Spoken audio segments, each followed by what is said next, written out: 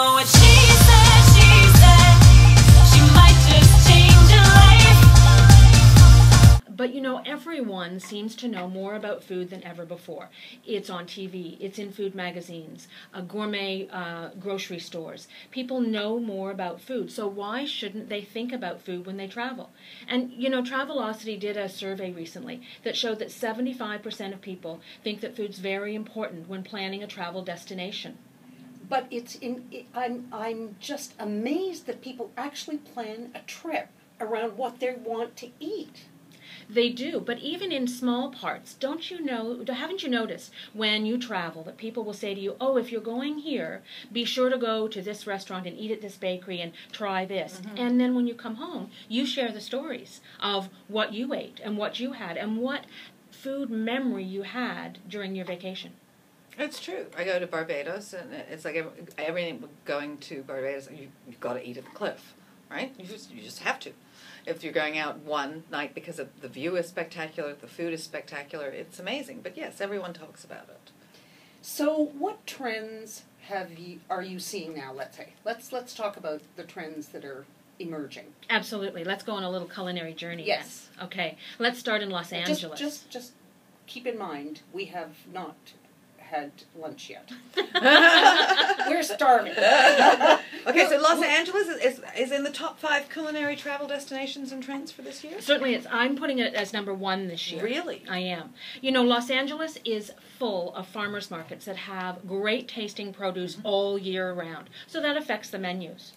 If you go to LA and want to experience the culture and cuisines of the city, traveling to Grand Central Market is fabulous. Little kiosks and booths and different ethnicities, and you can taste and try a lot of different things. And when you're there, you could make reservations at great restaurants with Chef Nancy Silverton and Chef Suzanne Goyne. But the big culinary trend in LA right now is communal dining. So imagine going to a restaurant and sitting at a wonderfully big table in the middle of the room and sharing it with new foodie friends, people who are all there because they love great food too.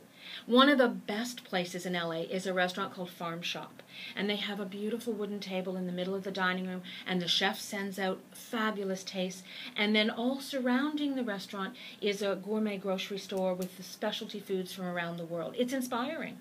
So it's different, but communal dining, then it's not like what we would call in New York, they have family service.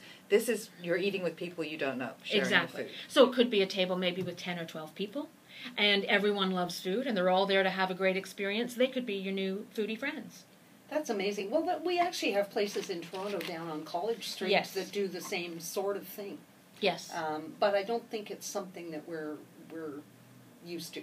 We can start to watch for it. How do they bill it? I'm just like, do you all sort of like say you all sign up for the table, so it's almost like a tasting menu? No, you just show up and that you're just seated because there are 2 seats. And you have your own bill, but you just have people to chat with. Yes, you're absolutely right. So but I was under the impression that you said the food is coming out. It's communal dining, so you're sharing the actual food, not just the table. Maybe you'll end up doing that, but the chef originally sends out the food for you to have, and then you would have your own bill. You're absolutely correct. Okay. So it's separate. Yeah. Well, so that sounds yummy. I'm starving. Click the channel subscribe button for full-length interviews and more from What She Said here on YouTube.